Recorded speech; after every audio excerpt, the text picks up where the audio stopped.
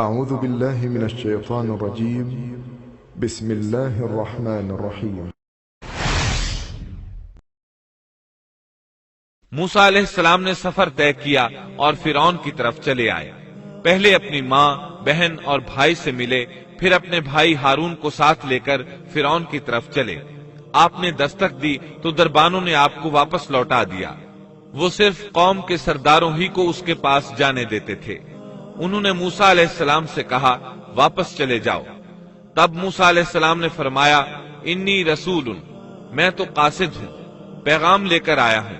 اب قاصد تو دوسرے بادشاہوں کے ہوتے تھے، انہیں تو اندر جانے دیا جاتا تھا، چنانچہ دربانوں نے آپ کو بھی اندر جانے دیا اور وہ آپ کو پہچان نہ سکے، لیکن فرعون نے انہیں پہچان لیا۔ یہ منظر قرآن کی بہت سی آیات میں بیان ہوا ہے۔ اللہ نے فرمایا ہرگز ایسا نہ ہوگا، تم دونوں ہماری نشانیاں لے کر جاؤ، ہم خود سننے والے تمہارے ساتھ ہیں۔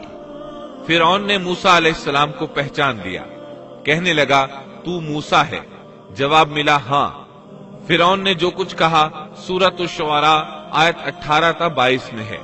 فرعون نے کہا کیا ہم نے تجھے تیرے بچپن کے زمانے میں اپنے ہاں نہیں پالا تھا اور تو نے اپنی عمر کے بہت سے سال ہم میں نہیں گزارے؟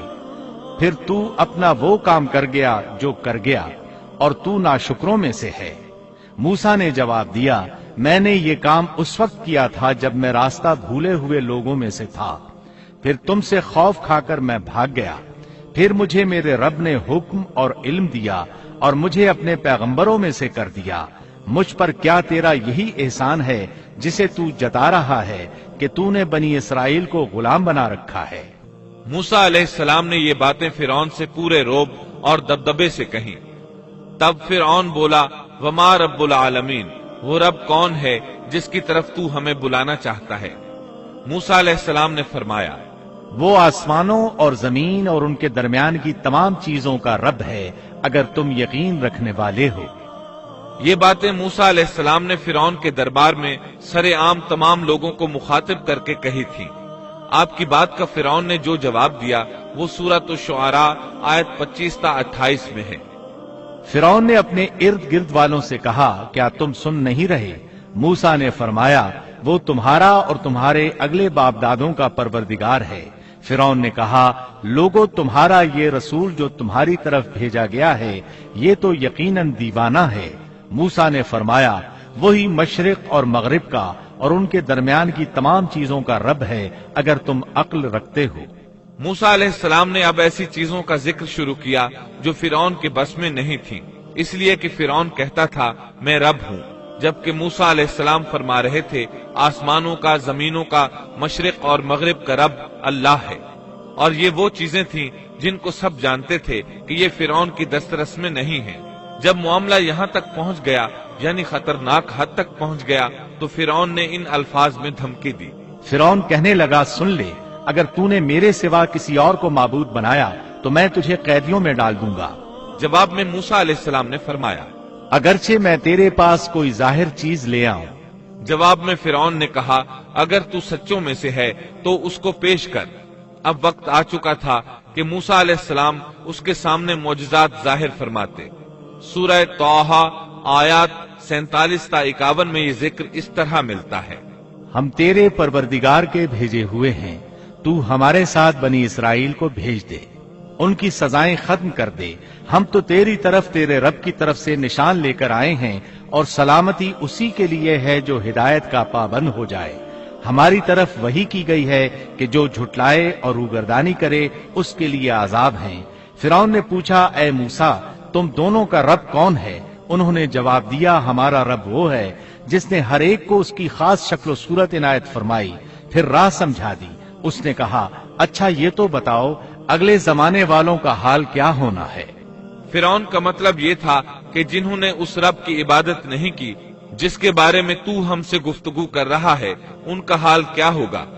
موسیٰ علیہ السلام نے جو جواب دیا اس کا ذکر سورہ طٰہٰ آیت 52 میں آیا ہے۔ انہوں نے جواب دیا ان کا علم میرے رب کے ہاں کتاب میں موجود ہے، نہ تو میرا رب غلطی کرتا ہے نہ بھولتا ہے۔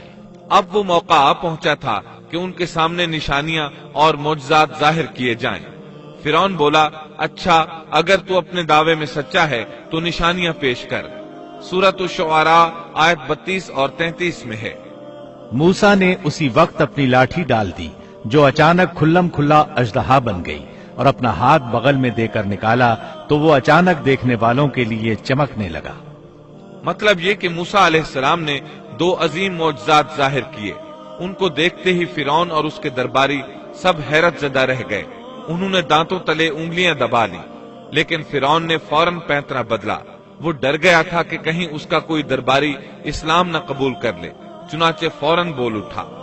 کہنے لگا، اے موسیٰ، تم ہمارے پاس اس لیے آئے ہو کہ ہمیں ہمارے ملک سے اپنے جادو کے زور سے نکال دو۔ یعنی تو نے جادوگروں والا کرتب دکھایا ہے۔ ہم اچھی طرح جانتے ہیں کہ یہ جادو کی سرزمین ہے، یہاں بڑے بڑے جادوگر رہتے ہیں، لیکن یہ جادو عجیب سا ہے۔ کیا تیرا ارادہ یہ ہے کہ تو اپنے جادو کے زور سے ہمیں مرعوب کر کے بنی اسرائیل کو لے جائے؟ لیکن ہم مرعوب ہونے کی بجائے تیرا مقابلہ کریں گے۔ سو ہم بھی تمہارے مقابلے میں ایسا ہی جادو لائیں گے۔ تو ہمارے اور اپنے درمیان ایک وعدے کا وقت مقرر کر لے، نہ ہم اس کی خلاف ورزی کریں اور نہ تم کرو، کسی ہموار میدان میں مقابلہ ہو۔ موسیٰ علیہ السلام تو اسی موقع کی تلاش میں تھے تاکہ سب لوگوں کو دعوت دے سکیں۔ موسیٰ علیہ السلام نے اسی وقت کہا۔ موسیٰ نے جواب دیا کہ زینت اور جشن کے دن کا وعدہ ہے، اور یہ کہ لوگ دن چڑھے ہی جمع ہو جائیں۔ مطلب یہ تھا کہ چاشت کے وقت لوگوں کو جمع ہونے کے لیے کہا جائے۔ فرعون نے 40 جادوگر بلائے، اپنی مرضی سے ان کا انتخاب کیا۔ وہ سب کے سب نوجوان تھے۔ انہوں نے بڑے بڑے جادوگروں سے بچپن ہی سے جادو کا فن سیکھنا شروع کر دیا تھا۔ اپنے بچپن سے لے کر جوانی تک وہ جادو ہی سیکھتے رہے تھے۔ غرض سب کے سب یعنی 40 جادوگر جمع ہو گئے، پھر میدان میں آئے۔ موسیٰ علیہ السلام نے انہیں جن الفاظ میں ڈرایا وہ سورہ طٰہٰ آیت 61 میں آئے ہیں۔ موسیٰ نے ان سے کہا، تمہاری شامت آ چکی ہے، اللہ تعالیٰ پر جھوٹ اور افتراء نہ باندھو، کہیں اللہ تمہیں کسی قسم کی سزا سے نیست و نابود نہ کر دے، اور جو جھوٹ باندھتا ہے وہ بالآخر ناکام ہی رہتا ہے۔ جادوگروں نے یہ سن کر چہمے گوئیاں شروع کر دی۔ ان کو لوگ تو سن رہے تھے لیکن فرعون نہیں سن رہا تھا۔ سورہ طٰہٰ آیت 62 میں ہے۔ پس یہ لوگ آپس کے مشوروں میں مختلف رائے ہو گئے اور چھپ کر چپکے مشورہ کرنے لگے۔ مطلب یہ کہ وہ آپس میں کہنے لگے، ممکن ہے یہ نبی ہی ہوں، انہوں نے ہمیں پہلے ہی خبردار کر دیا ہے۔ کچھ کی رائے اس کے خلاف تھی۔ پھر صلاح مشورے کے بعد یہ سب فرعون کے پاس آئے اور کہنے لگے، اگر ہم غالب آ گئے تو کیا ہمیں کوئی بڑا صلہ اور انعام بھی ملے گا؟ جواب میں فرعون نے کہا، ہاں، بلکہ اس سے بڑھ کر یہ کہ تم اس صورت میں ہمارے مقرب لوگوں میں داخل ہو جاؤ گے۔ اب ان میں لالچ پیدا ہوا، لوگوں میں اعلان کرنے لگے، کہنے لگے، بے شک یہ دونوں محض جادوگر ہیں، ان کا پختہ ارادہ ہے کہ یہ اپنے جادو کے زور سے تمہیں تمہاری سرزمین سے نکال باہر کریں اور تمہارے عمدہ مذہبی طریقے کو ختم ہی کر دیں۔ پھر آپس میں باتیں کرتے ہوئے یوں کہنے لگے کہ اختلاف نہ کرو، سب مل کر اپنی تدبیر آزماؤ اور صف بنا کر مقابلے میں آؤ۔ چنانچہ 40 کے 40 جادوگر ایک ہی صف بنا کر فخر اور غرور سے چلتے ہوئے موسیٰ علیہ السلام کی طرف بڑھنے لگے۔ ادھر موسیٰ علیہ السلام آگے بڑھے، بس ہارون علیہ السلام آپ کے پیچھے تھے۔ لوگوں کی حالت دیکھنے کے قابل تھی۔ ان کی زبان پر یہ الفاظ تھے، جو آج غالب آ گیا وہی کامیاب ہے۔ جادوگر پھر کہنے لگے، اے موسیٰ، یا تو پہلے ڈال یا ہم پہلے ڈالنے والے بن جائیں۔ اللہ سبحانہ و تعالی نے موسیٰ علیہ السلام کی طرف وحی کی کہ پہلے انہیں ڈالنے دے۔ جواب دیا کہ نہیں، تم ہی پہلے ڈالو۔ ان جادوگروں کے پاس لاٹھیاں اور رسیاں تھیں، انہوں نے وہ میدان میں ڈال دی۔ دیکھتے ہی دیکھتے وہ لکڑیاں اور رسیاں حرکت کرنے لگی، عجیب و غریب شکل و صورت میں بڑی تیزی سے ادھر ادھر آنے جانے لگی۔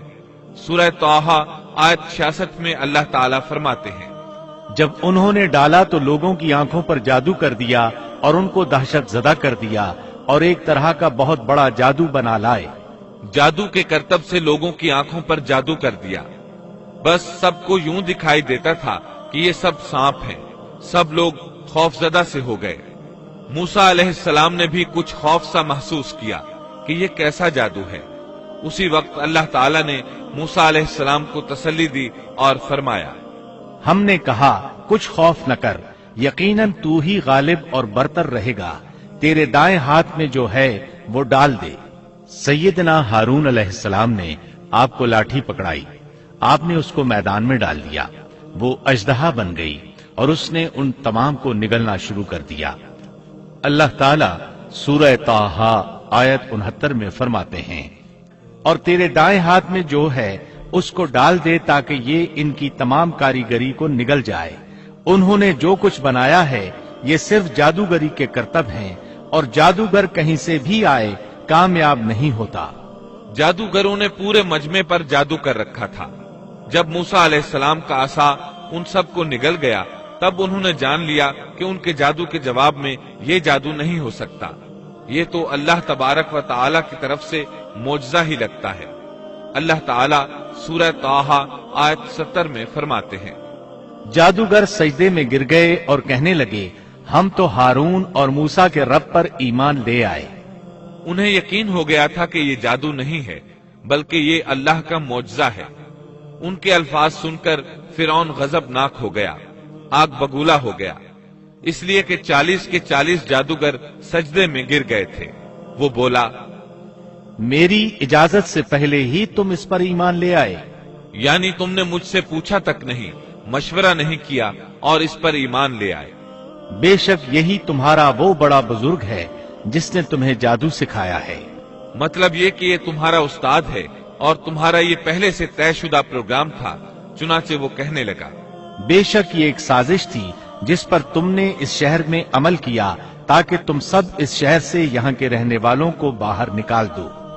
अब वो उन्हें धमकियां देने पर उतर आए, जैसा कि सूरह ताहा आयत 71 में है, सुन लो, मैं तुम सबके हाथ और पांव मुखालिफ समतों में कटवाकर तुम सबको खजूरों के तनों पर लटकवा दूंगा, और तुम्हें मालूम हो जाएगा कि हम दोनों में से किसका आजाब ज्यादा सख्त और देर पा है।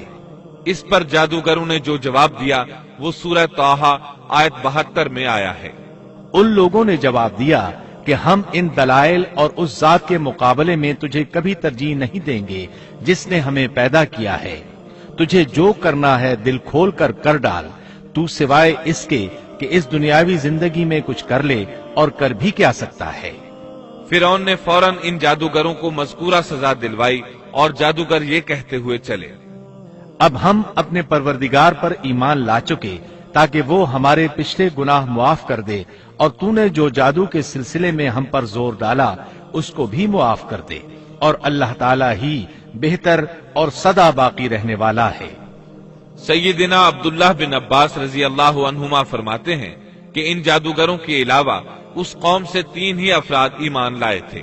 एक आसिया, दूसरा वो दौड़कर आने वाला आदमी, और तीसरा वो आदमी जो आले फिरौन में से था और अपने ईमान को छुपाए हुए था। बाकी सब के सब कुफ्र पर ही डटे रहे।